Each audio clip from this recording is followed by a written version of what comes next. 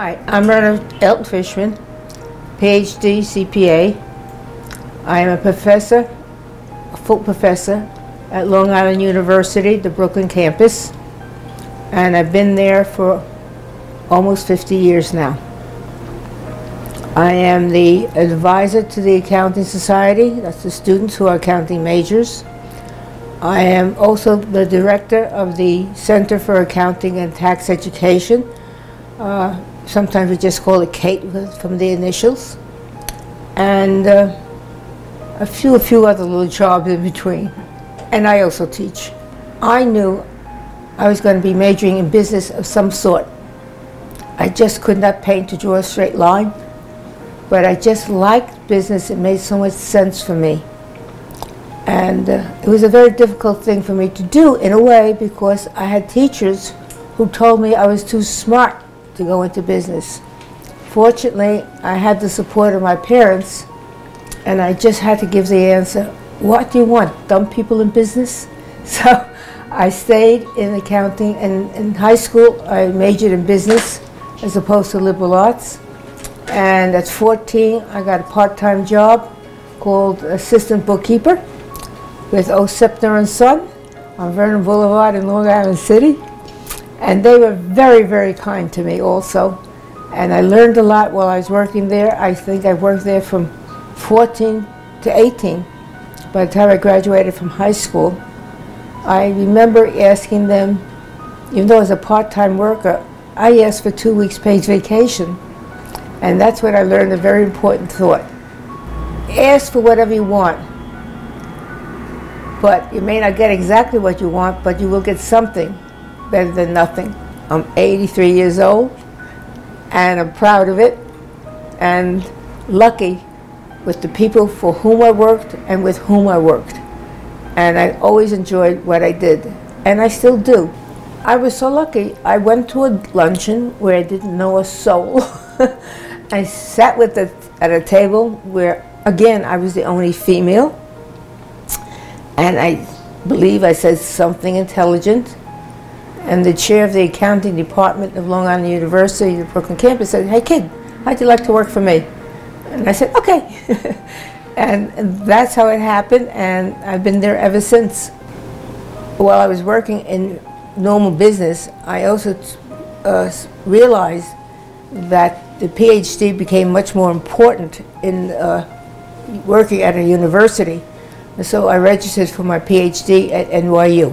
With a sense of humor and the intelligence, and the break I got from Professor Walter opening up LIU for me, I was just a very fortunate person, and all the men in the department voted for me to get tenure. So what else could a person want except that? Because I enjoyed what I was doing, and if you enjoy what you're doing, you want to keep doing that. It was a good time for me. Crowning achievement for me is the success of my students. Many of them went on, got their PhD. They are working for the big 4 accounting firms now. Some of whom are now teaching at the university also. They're teaching now as adjuncts. Someday I'm sure they're going to go full-time, provided the school is smart enough to hire them.